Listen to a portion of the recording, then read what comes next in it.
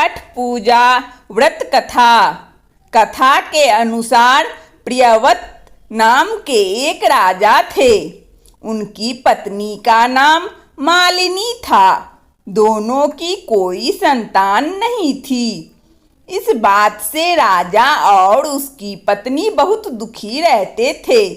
उन्होंने एक दिन संतान प्राप्ति की इच्छा से महर्षि कश्यप द्वारा पुत्रेष्टि यज्ञ करवाया। इस यज्ञ के फलस्वरूप रानी गर्भवती हो गई।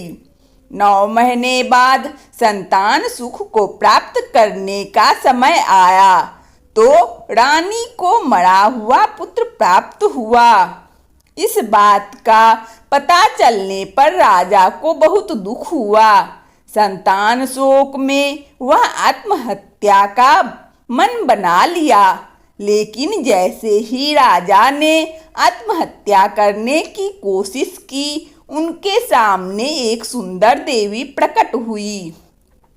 देवी ने राजा को कहा कि मैं षष्ठी देवी हूँ। मैं लोगों को पुत्र का सौभाग्य प्रदान करती हूँ।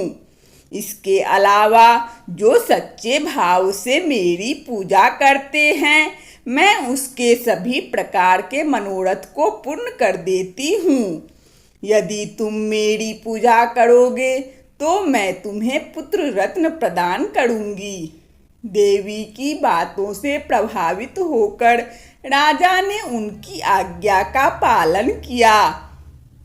राजा और उनकी पत्नी ने कार्तिक शुक्ल की षष्ठी तिथि के दिन देवी षष्ठी की पूजा पूरे विधि विधान से की। इस पूजा के फलस्वरूप उन्हें एक सुंदर पुत्र की प्राप्ति हुई।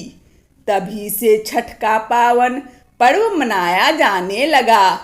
छठ व्रत के संदर्भ में एक अन्य कथा के अनुसार जब पांडव अपना सारा राजपाट जुए में हार गए, तब द्रौपदी ने छठ व्रत रखा।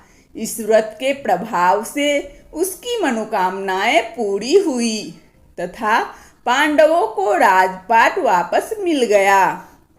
वंदना स्टोरी चैनल में इस कथा को सुनने के लिए आप सभी श्रोताओं को बहुत बहुत धन्यवाद।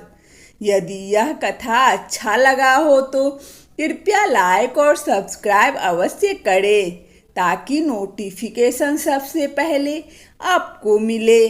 धन्यवाद।